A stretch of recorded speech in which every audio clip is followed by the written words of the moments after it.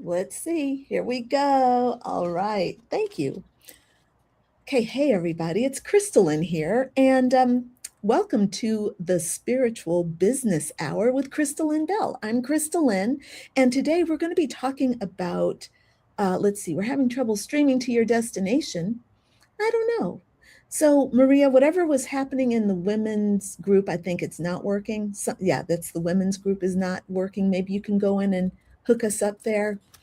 Anyway, so um, our topic for today is called Ritual, Repetition, and Revenue. What ancient practices teach us about building a thriving business? I've got a special guest today. Her name is Alison Stillman, and I'm going to introduce her in a moment. But I want to just talk to you about what we're doing today. My work, I'm a spiritual business mentor, and I work with women who consider themselves spiritual, but they want to have a successful business. So for us, spirituality doesn't mean that we're poor or that we don't care about business. It means that we are spiritual and we want to bring the same excellence that we bring to our spiritual life. We want to bring that excellence to our business life so that what we're creating in the three-dimensional world is a reflection of what's happening in the material in our spiritual world. So for me, a spiritual entrepreneur is a woman who runs her business in connection with source energy, with the cosmos, with the divine intelligence. And she's not just trying to build her business with strategy alone. Now, today we're going to be talking about ritual. And a ritual is basically something that has been thought through that we do over and over and over again. Now, I'm saying that it has been thought through because ritual requires not just kind of instinct to thrive. Ritual requires presence, and there needs to be intention. And that's what starts to elevate ritual from being some kind of a compulsive disorder to being something that is intentional and that is taking us to a certain place, whether that is a ritual that brings us closer to the moon and closer to the feminine, or a ritual that is going to bring us more success in our physical body, whether that's like athleticism. For example, when I was doing marathon training, I would get up at 4 o'clock in the morning. My ritual was to go in to the bathroom, do my morning ablutions, and then be out the door by 4:30 so that I could get my long runs done before I went to work. So rituals there, I'd like to break them into kind of two different parts. There's feminine rituals and then there are masculine rituals. Now, this is not about man and woman. No, this is about energy. The energy of femininity is more intuitive, it's more sensual and feeling oriented, and masculine energy is more structured and logical. And the two are both essential. This is not about putting one above the other. It's about understanding that this is real energy that is here to serve us. It is in all of us. Women are not just feminine. Men are not just masculine. We are all both. Okay. So, some examples of feminine rituals might be consistently connecting to source energy through meditation or prayer or yoga or dance. So, where we are kind of disconnecting from thought and we are allowing energy to flow, we're using our intuition more. Another example might be the journaling process where we are doing more free writing and we're allowing what's inside to come through us. Also, feminine ritual might be spending time in nature, in your garden, barefoot, walking through, in your garden and just kind of feeling what the energies are working through you, feeling that grass beneath your feet, noticing the sensations of that stickiness or that scratchy feeling, smelling the flowers in your garden. Those are all examples of feminine rituals. Masculine rituals might be, like I said, setting that alarm for 4 o'clock, getting up, having a breakfast, going out on a run, doing your stretches beforehand. But it can also be, for example, in your business, setting your quarterly goals or counting your money, delivering your scheduled classes on time, writing out a curriculum, and doing your daily to-do list. Those are all examples of some masculine rituals. Now, why are rituals important for entrepreneurs? Well, to me, both the feminine and the masculine rituals, that act of showing up consistently, making something a ritual, making something a habit, it starts to compound. It compounds your energy. So when you do meditation every day, you might feel great after that one time of doing meditation, but you doing it on a daily basis brings you more and more and more strength in your presence, strength in your ability to tune in, strength in your ability to hop into the present moment, especially when something goes wrong. Your commitment to your masculine rituals, for example, reviewing your goals, setting your goals and sitting down to review them every quarter, sitting down, counting your money every month, reviewing your statements, looking at your expenses, seeing how much money is coming in versus how much is going out. All of that starts to compound your prowess, your understanding of your money, and it tunes you in to your money and how your business functions. It took me several years to understand my seasons in my business. So this is why ritual is really important and why we're talking about this today. Now, our guest is Alison Stillman, and you are going to love her because she is I see in Alison both the feminine and the masculine. She is incredibly feminine. She knows her heart and soul. She's very heart-centered, but she's also very strong in the masculine wisdom. She's written a book. She's organized her business. She's incredibly successful. She understands technology. These are all masculine things. And yet, the work that she does is incredibly intuitive, and she's got an incredibly healing nature about her. And I want to tell you a little bit about her. She's a best-selling author. She's an award-winning speaker, and she calls herself the Destiny Architect. I can't wait to learn more about that and share that with you. She's the Destiny Architect for women who are ready to awaken their divine essence and step fully into their soul-aligned destiny. She has over 4 decades of experience, and she has been a clear channel for the Angelic Alchemy Council. That's exciting. And she transmits their message of grace, empowerment, and sacred remembrance. Let's bring to the stage Alison Stillman. And wait, I'm going to do this right here. I'm going to do it like this, and I'm going to do that. I did it. Alison, welcome. Crystal, and thank you so much. And thank you for that beautiful introduction. I'm so happy to be here.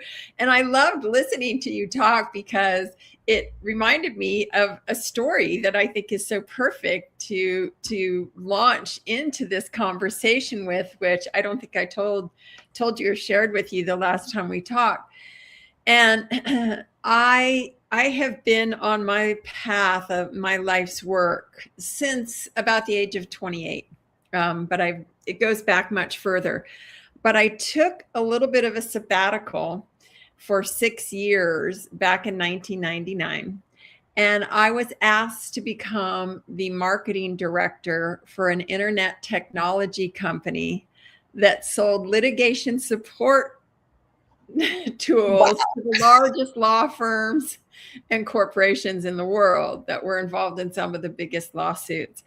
And it made it, part of that was that I had to be in New York 1 week a month. And I was meeting with the heads of the largest law firms with my CEO, and and large corporations and their corporate counsel. Now, this is a major intellectual, can be somewhat arrogant game to play in. I'm sitting here thinking, wow, this is a sea full of sharks, masculine energy. Like, this is what's coming in my mind. I'm just sitting back going, Oh, yeah. wow, I'm getting Oh, hot yeah. thinking about it. Oh, yeah. And I would be entertaining these lawyers, taking them out to dinner and, meeting in these boardrooms, et cetera. And it was an incredibly intellectual head game for me. Mm-hmm. And so what I had to do was I had to get up at 4:00 every single morning and meditate for an hour. And then I'd have to come home and meditate for an hour. And oftentimes playing in that world, if I didn't do that, I'd feel like I'd have to just rip my skin off, like it was, ugh. Mm-hmm. And when I did that, I consistently reminded myself to go back into the heart and connect through the heart. It's not about the intellect. I've got it. I actually have quite a lot of brilliance in there, but I always lead with the heart. And what happened was everyone that I met fell in love with me. And we're talking in a very different world than where I normally function. And they all wanted to spend time with me. They wanted to go to let's go to dinner. Let's do this. I'd go to trade shows and they'd all want to be at my booth. Mm-hmm. And it showed me how when you can remind yourself to come from the heart, come from a place of connecting, you build relationships. And everything in business and entrepreneurship is about building relationship. It's not about sales. It's about building relationships. It was one of my best teachers I've ever had. Wow. I love hearing this. Number one, I was not wrong about you. Okay. I did not, for you to be able to function at that level, in that room with, at that level. I mean, everything that you've said, we're talking high level corporation, business, law, litigation. That's huge. Okay, Alison, obviously you know that. But also to be as feminine as you are, and to do what you do, getting up at 4:00, meditating for an hour, coming home, meditating again for that hour. It's like getting ready, connecting to the feminine, connecting to the cosmos, and then in the evening, like letting go, brushing it off, and then coming back to who you are. It just resonates with me so powerfully.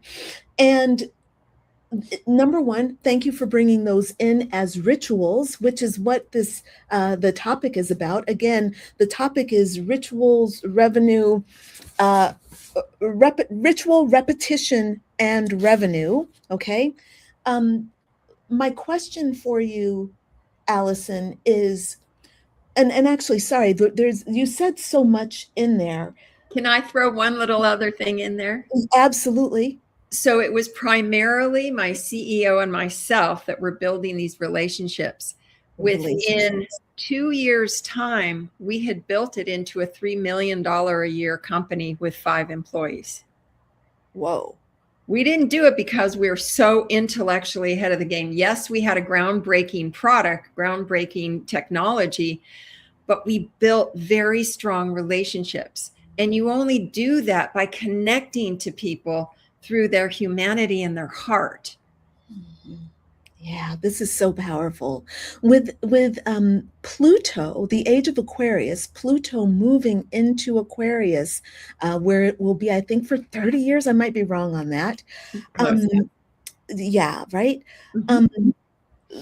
Aquarius is the sign of networks, and we can think about technology as networking, and we're so connected right now. It's difficult to disconnect.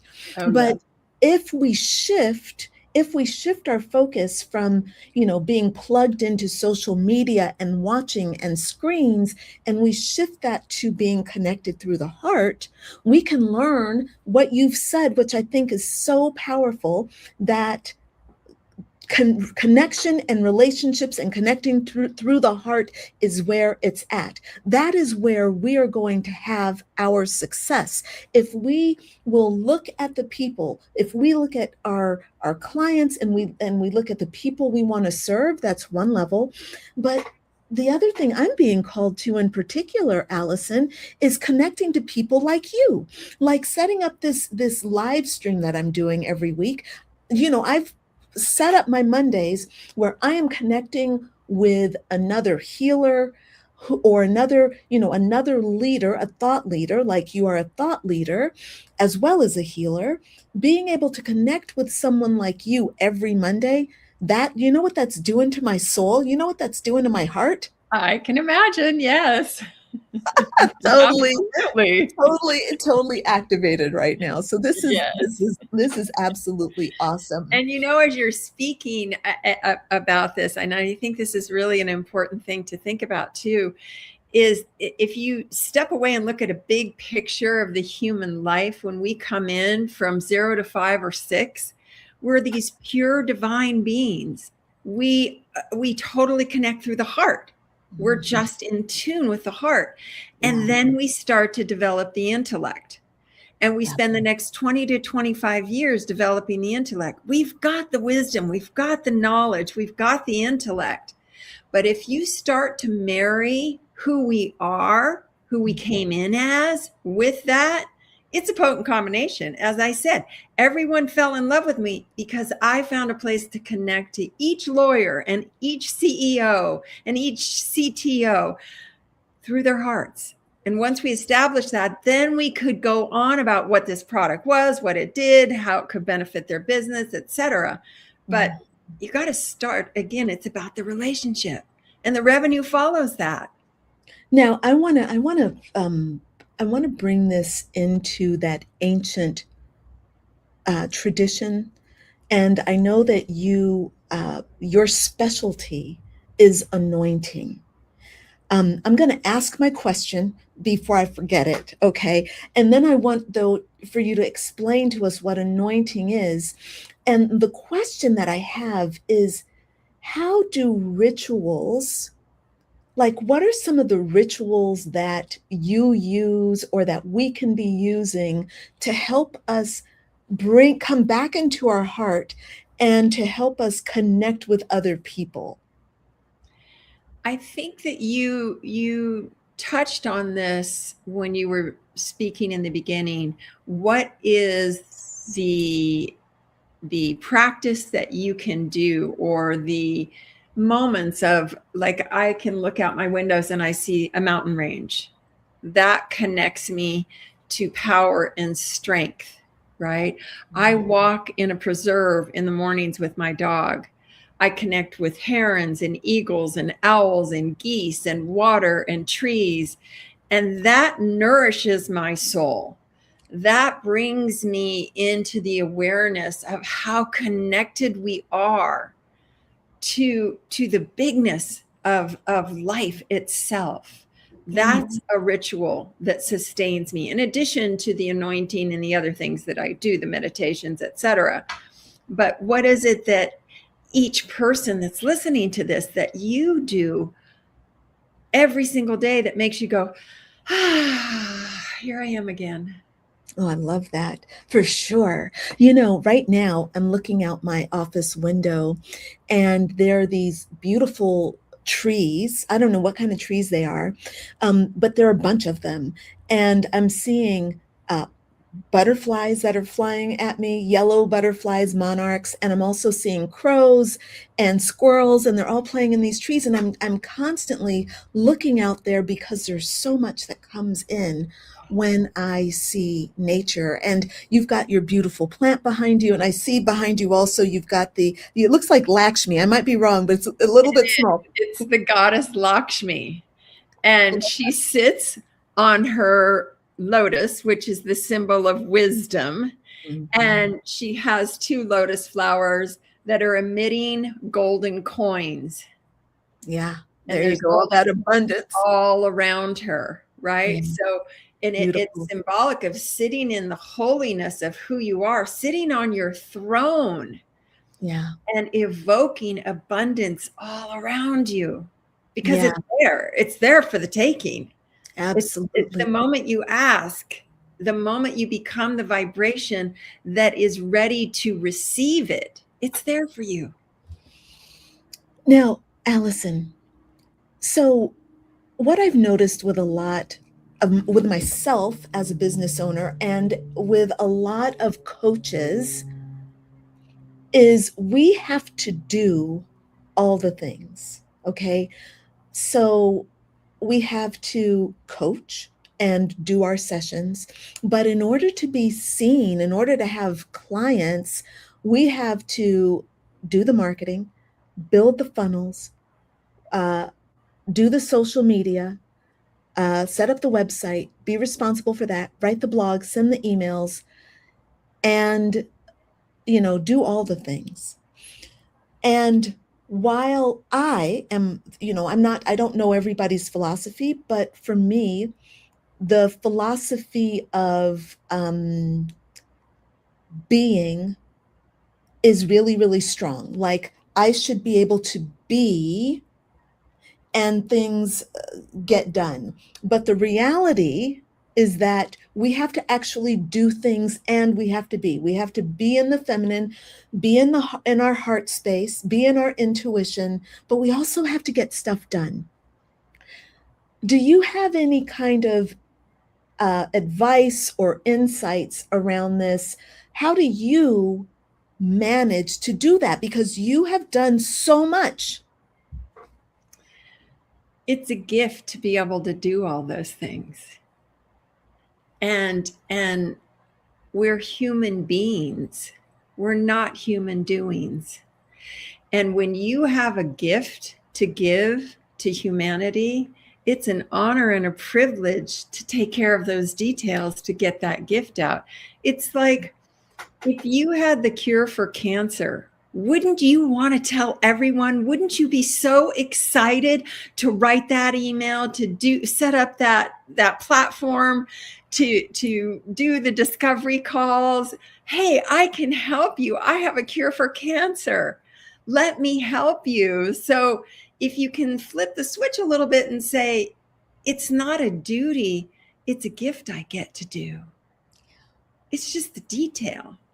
Mm-hmm. I love that a lot. I'm hearing you say that it's an attitude shift. Like we can't not, we have to do what we have to do in order to run our business. Yeah. But we also get to share our wisdom. And when we've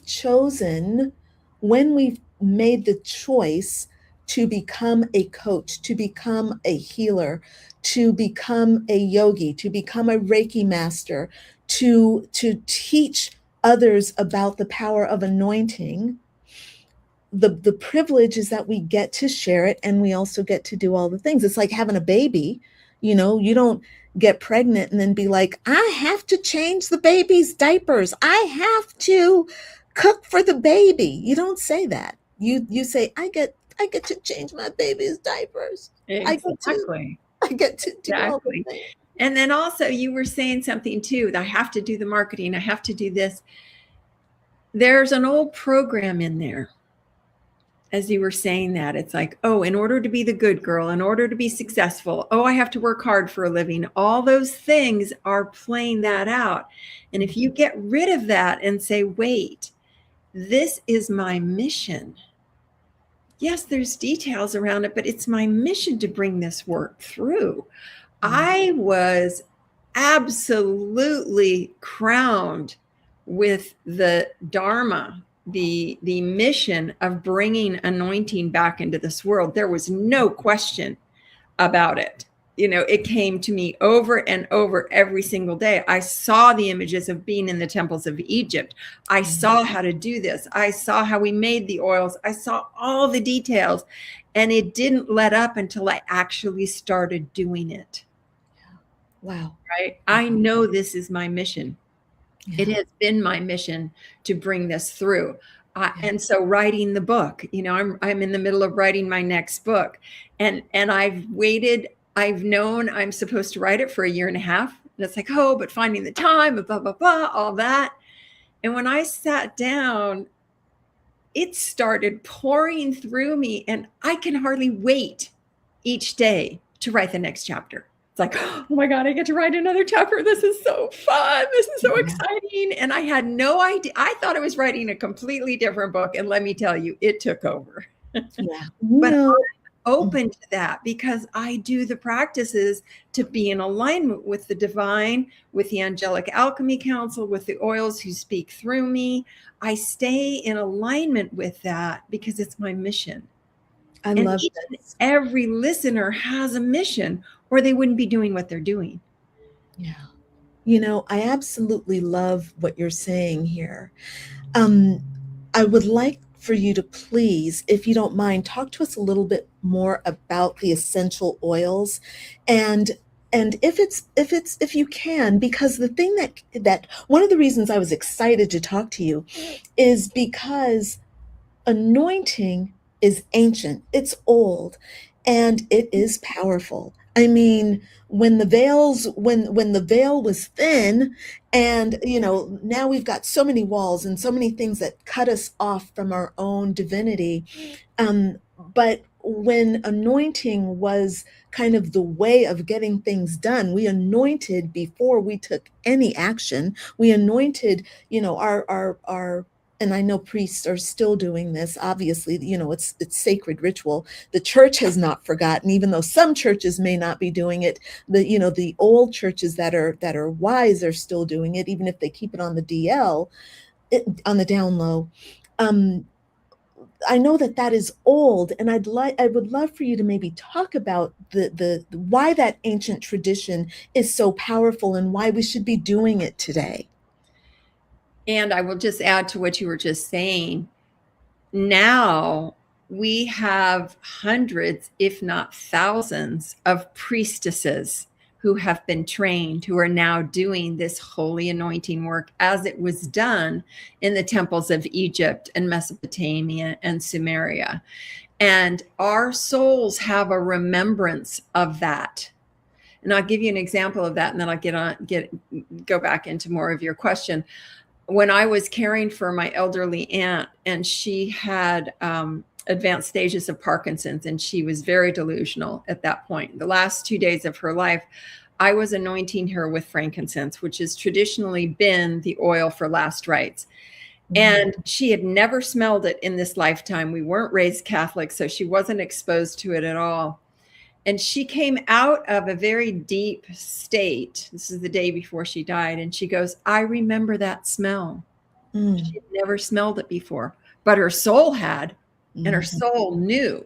Wow. And frankincense is a psychoactive essential oil, which means it induces visionary states. And so it's easy to see beyond the veil of who's waiting for you to take you to the other side. That's That's so one powerful. that's just one aspect of anointing. Anointing, the very word means to take a blessed and holy oil and rub it on someone or something to consecrate them. And when you consecrate someone, you're making and declaring them sacred and divine. Ooh. And so that's a ritual we can do every day for ourselves, for Mm, our loved ones, and come into that space of remembering and honoring and consecrating ourselves as divinity in the human form. absolutely. And Absolutely. then if we want to go back to look at revenue and increasing prosperity and abundance, Yes, we do. why aren't we anointing our phones with oils? Why aren't we anointing our computers with oils? And there's a very cautionary way to do that. Why aren't we anointing our door frames and our doorsteps and our wallets Yeah. and anointing them for more and more abundance? I love this I love this. I consider my phone to be a power object, and I find this is really, really fascinating and powerful. Alison, could you tell us a little bit about like what the practice of anointing looks like? Yes. So I make my blends, and there are very few oils that you can use undiluted, particularly on the body. So you're going to want to dilute them in jojoba oil or almond oil or even olive oil if you have nothing else. And let's say we're going to be anointing for abundance. So frankincense is one of the oils that is regarded as being worth more than the weight of gold, Yeah. right? And Mm-hmm. has been traditionally traded and been more valued than gold itself, right? And so if you just use frankincense, or you combine it with cedar wood, which is really grounding and empowering, right? Or you can put some what would be ginger's another really good one. There's lots of different oils that you can combine it with, and I mean that we could go down a whole rabbit hole with that one, but let's say we Sure. just start with frankincense, and you mix it in a little bit of oil, and then anoint yourself and out the crown of your head so that you're welcoming abundance to pour down into you, that golden ray of abundance to come into your body and your heart and your energy center, your solar plexus, which is your power center. Why not anoint that so that you're standing in your power and you're allowing abundance to come into you? And your hands so that you're receiving abundance, the bottoms of your feet so that you're standing on the golden threshold of abundance. I love this so much. It sounds, I can feel it in myself, you know? And I think I told you I had a wellness studio and I was a Yes, massage yes, therapist. yes. And one of the things I couldn't wait to do. So when I was in massage school, I loved mixing oils. I loved the sensuality of massage. I loved touching people. I loved warming the oils in my hands and, making oil blends that felt good to my hands and that would absorb into the body. And I just loved the art of massage was a joy for me.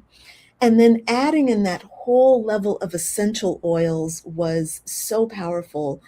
I went out, my initial instinct was to go out and invest in a whole bunch of essential oils. And I did that when I was in massage school. And when I opened my studio a few years later, I reinvested and we had giant bottles of oils and we would make custom blends for our clients. And Just like the apothecary behind you. right, exactly, exactly. Yes. This is what I'm talking about. Yeah. But there's something that when you're called to working with essential oils, and I know that people who work with crystals feel the same thing, there is a real,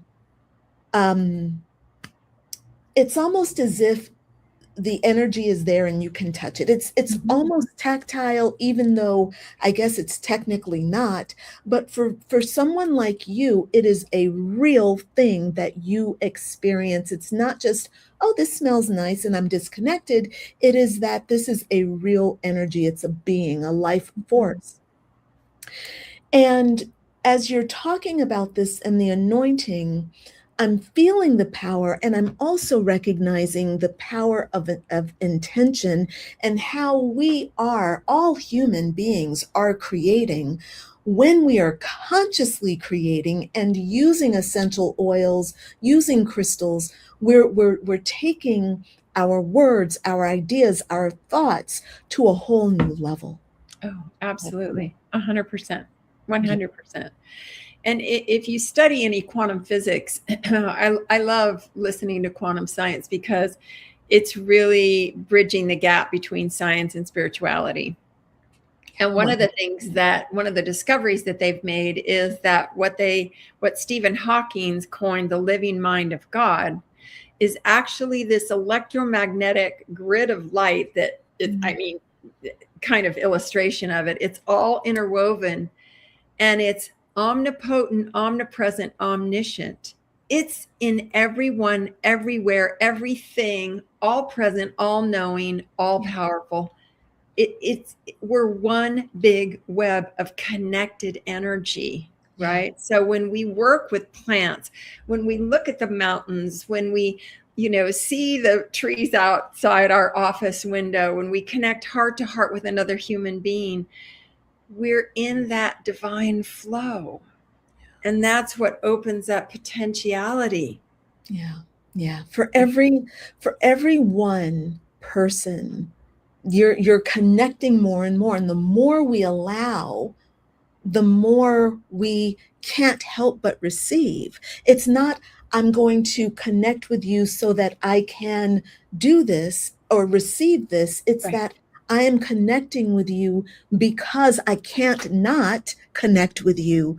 And that is like opening us up to the abundance that there, and that vibration that we're carrying is what comes. And it's so powerful. And again, this wisdom, what you just talked about, this is the essential wisdom to create and manifest the abundance in anything that we do, and particularly our businesses, right? As heart-led entrepreneurs, when you lead with your heart, the whole world opens up to you. Yeah. So powerful. Alison, I think we better start wrapping things up. Because we could talk all day. Because we could talk all day, and I would love to talk to you again. I would love to have this conversation again, and to bring more of what you offer to our audience. I'd be thrilled to come back. Yeah, it'd be awesome to have you. Yeah. I want to thank you for participating with me today.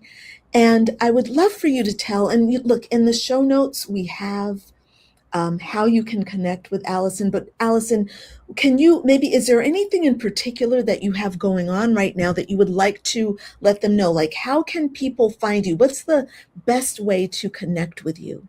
So my website is AlisonStillman.com. But didn't I give you the link for my free ebook? You did. Yeah. Actually, I'm going to grab that right now. Okay. Yes. I'm going to grab that real quick right now, because I think that I did not. I think I just put the Alison, the free ebook. Tell me the name of the free ebook, please. It's called Invocations from Essential Oils. Oh, I don't think I have that link. Okay. I have your gift from the summit, but I don't think I have the link to this book. So not to worry, we're going to put it in the comments. She's going to give it to me. We'll put it in the comments. We'll add it to the show notes. So anyone who's watching right now, you will be able to get it. We'll put it in the group as well. Now, my name's Lynn Bell, and this is the Spiritual Business Hour. I come to you every single day, well, every single weekday, Monday, Tuesday, Wednesday, Thursday, Friday, at 2:00 p.m. Pacific time. And if you want, I create a cheat sheet every single week that's talking about the theme for the week. Our theme for this month is about stepping into your purpose. And Alison mentioned being on, acknowledging that you have a mission and embracing your mission and letting your passion fuel your mission and letting that make you magnetic. Well, this is very much what this month is all about. It's about embracing the fact that you do have a calling, that that this calling is divine, and that your service to the calling is very much a real thing, and something that source energy will help you with if you let it. So the cheat sheet for this week is going to help you get in touch with that mission and that purpose. And if you want that, you can download it. My assistant, Maria, has dropped that link in the chat somewhere. It's somewhere. So you can have it. please go ahead and get that cheat sheet. Alison, by any chance, do you have your link handy? I do. Yeah, I'm just pulling it up right now. Okay, cool. Then we can put I'll that put here that in in the the chat. chat. And All right. just a little explanation on it too. So this is a small offering from the book that I'm writing right now, and they're invocations that the essential oils want people to use when they're using the particular essential oil, because it will empower the potency and frequency of the essential oil. Wow, that sounds really, really powerful. And what I'm doing right now is just sharing the link with Maria, my Okay. assistant, and I want her to be able to pop that in there. Oh, she's got it. Okay, she's got it. Very good. Excellent. So, Maria, please share that on all the different Facebook and YouTube channels, please. But yes, so I'm understanding that it's the invocation, the words that we speak, right, that go along with the essential oils. That's very, very powerful. And these were downloaded from the oils themselves to me, because they do speak to me. You know, after 40 years, they have a lot to say. I bet they do. Oh, this is a beautiful, beautiful page and a beautiful. This is lovely what you've created. Thank you. You all check that out and definitely do what you can to stay in touch with Alison. You won't regret it. If Alison shows up in your feed with her wisdom on a regular basis, you ain't gonna be mad. Oh, thank you so much, Crystalline. Oh my gosh, I just love our conversations. They just warm my heart so much. Same, Alison, same. I love it. It's again the essential oils coming through Alison and talking to Crystalline. Yes, yes. Well, and the collaboration, we're building community now, because it's not about individuated competitiveness. It's about collaboration now. And so coming together with a fellow sister, I mean, that's what we're doing now. Exactly. Yeah. And I Yeah. really, I need this. And it's isolating being an entrepreneur, working by yourself all the time.